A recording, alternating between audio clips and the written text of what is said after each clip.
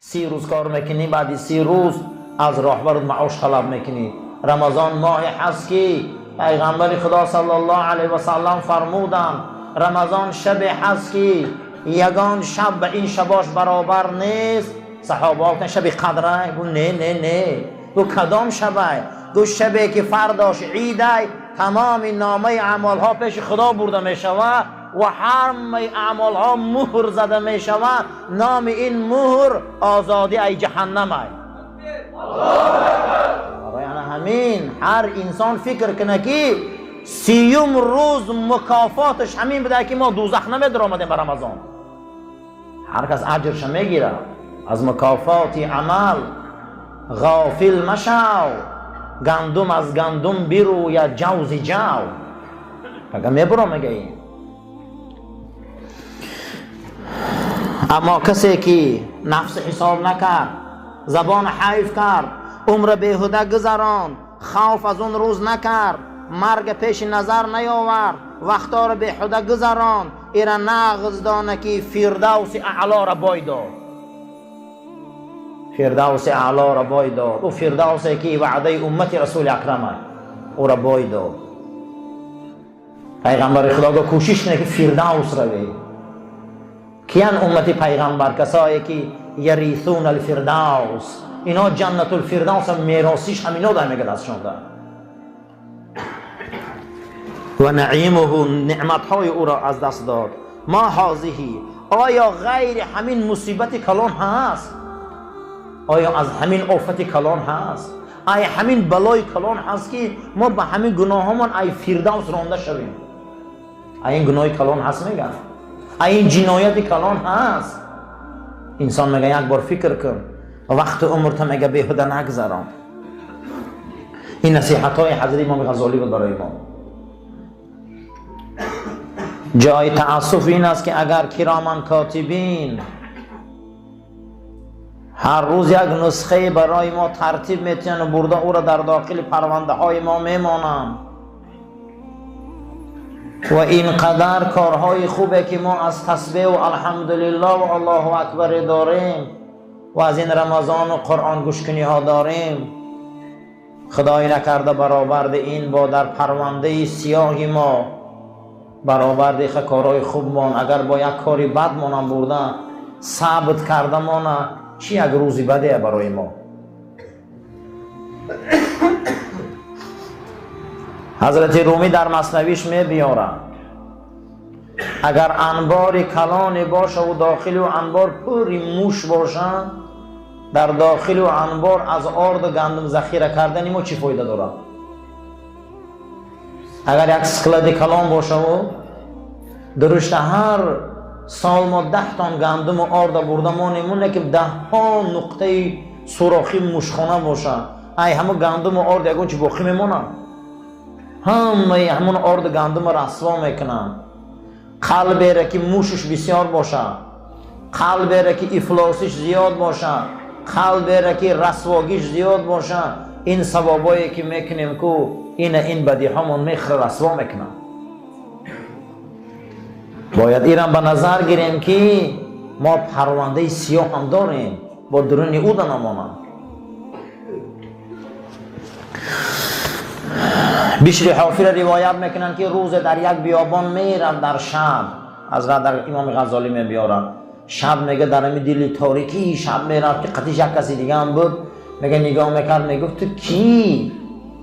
تو کی که قطی من در این شب میری، من یگان رفیق سفر ندارم. میگه اون مرد سیاه پوست و سیاه پوش گفت که من اعمالهای بدم ای بیشرمه تو جدا نیستم، این فعلای بدی ما جدا نیستم، این گناه و زیانایی که در جان خودمان میرسانیم اینا از ما جدا نیستن، اینا قطیمانن، اینا قطیمان میرن، قطیمان میگردن، قطیمان گور میدراین، قطیمان جهنم میدراین با میلش، قطیمان صحرای قیامت میرن. هیچ کس گمان نکنه که فعلای بدی که میکنه وای جدا هست. نه، ان این شبهایی که انمو فعلا رو میسوزانن، انا همین شبهایی هست که انمون فعلی بد رفیقی بد میسوزانن. مولانا عبدالحی لکنوی روایت میکنه که 100 سال عالمی پیش آی، میگه قطعی استادم مصلحت کردم که یک از اولیاهای خدا را که در مرز پاکستان بود خبرگیری رویم که به کام مرگ مبتلا شده. و میگه استاد منقدر رفتیم در آمدیم زیارت کردیم که این ولی خدا در داخل بستر چهره زرد اثرای مرگ میگه در بدنش نمایان. بعد از استادم پرسید که حالا چه خیله؟ میگه گریه کرد. میگه چی گریه میکنی که ما عمری تو در درس و علم و در محراب و گریه و روزه دیدیم، چی خیلی گریه داری؟ که همین شب خواب رفتم، گفت گور ما در خواب نشان دادم. اولیای خدا وقتی آدم تازه کشیدن گرفت بسیاری کارها در خواب نمایان می شود، کشف می شود، تازه می شود، آدم سیقل می یابد. ما بسیار چیرکینیم، برای همین هیچ دیدن نمیتونیم. آدم که چیرکین باشه هیچ را دیدن نمیتونه. گفت اگه گور ما قدیم نشان داد، گور ما در خواب نشان دادن، در این گور در آوردن ماندن و 2 سیاه پوش قدیم گپ نمیزنن، قدیم یک سگ سیاه هم در آوردن لحد محکم کردن. همین قداد میزنن که خیلی من مانده میل آخه این سگ چیکار میکنه؟ میگن یک تاش میگم آواز گرفتگی قدی گفت که این عملهای بد تای، این عملهای بدی تا هست که کردگی اگه گورو در قدید از جای میدره تو جدا نیست، اما عمل نیک میدره یا نه؟ البته عملی نیک هم میدره آمدن، عملی بد هم میدره آمدن. برای انا همین عزیزا برادرو هیچ محل مغرور نشویم به اندکار ما و اینشان فکر کنیم که ما فعل رفتار بیزه بسیار داریم. همون فعل، همون رفتار، همون گپای به معنی، همون گپای فجر، همون گپای به منطق، همون عملها، همون فخر فروشی و انم به معنیگی ها، برای آن که بت پرستی گنده کسی هسته که نفس خودش پرستش میکنه. برای همین این نفس کسی پرستش میکنه، همون نفسی که بت شده که در درون ما بسیار من بت پرستیم. این مردم خیال میکنه که بت پرست پیش هیکل میری، نه. و من کان الهه هواه، قرآن میگه بسیاری شما را یافته میشه که خدای شما همون نفساتونه. باور کنه خدای شما میگم نفساتونه. همین خیل نفس حرمت میکنه، خدا را هم خیل حرمت نمیکنه. همین خیل نفس حرمت میکنه، رسول هم خیل حرمت نمیکنه. اما فکر نمیکنه که نفس را حیف میکنه. برای همین عزیزان کرامان کاتبین هم همون فراموش نکنیم که این روز برابر ده این کاری خوب من یک کاری بد منم برند اوجا بس ثبت کنم.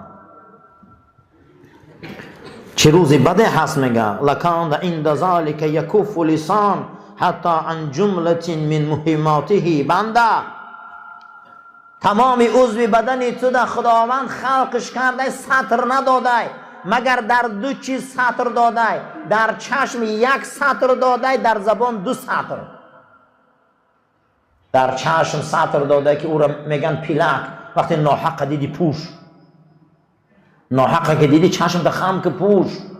اما برای زبان 2 دروازه داده، یک دندان ها، یک لب.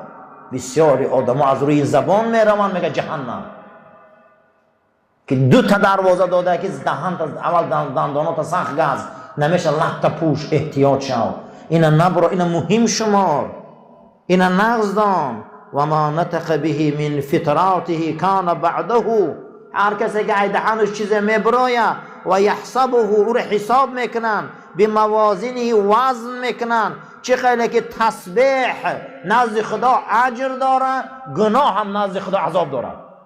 قسم به خدا میگم این زبان گناه میبره اینم عذاب داره نزد الله داره. حتی لا یفضل علیه اجره. این ثوابایی که میکنیم احتیاط شده. گفته ایره به این اعمالهای بد نسوزانه، رسوا نکنه. از همه عمل بیزب که ثواب میسوزانده این زبانی بد بده. زبانی چی بده؟ زبانی بد. احتیاط شده این زبان.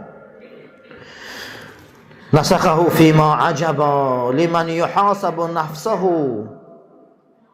از این پرونده هایی که فردا میبیارن تعجب میخوره، اما کسی که خش حساب کنه، از خوف پروردگار ترسه، از وقتهای رفتگیش غم خوره، از روزهای گذشتگیش غم خوره، از اون پرونده ها رو پیشی فکرش بیاره. ایره نغزدانه که انسان فردا مکافات چه میگیره. جزاء الذاکرین فی ادبار الصلوات، مکافات آدمایی که بعد نمازها ذکر میکنن. انا که بعد نماز چی ذکرها بوده است. و عن عایشه، مادرمون عایشه رضی الله تعالی عنها روایت کرده است که گفتن سمعت رسول الله صلی الله علیه و سلم، من پیغمبر خدا را شنیدم گفت من صلی الفجر، کسی بامداد خانه، او قال الغداة فقعد فی مقعده، حالی تا چاشت شدن در جا شینه، آفتاب یا نیزه بلند شدن، ولم یلغی بشیء من امر دنیا، از دنیا چیز در زبانش لغلق نکنه، همیشه ذکر خدا کنه. آفتاب بلند شد، یصلی الضحی 4 رکعات، 4 رکعت نماز چاشت خانه، از گناه چنان پاک میشه و که نو از مادر به دنیا آمده. نمازی چاشت بعدی بامداد کسی میخوانده، گناهاش خدا همیشه در رمضان میشوشته که نو ای مادر به دنیا آمده. حضرت گفتیان که لا ذنب له، این دیگه گناه نداره. روایت امام طبرانی بوده.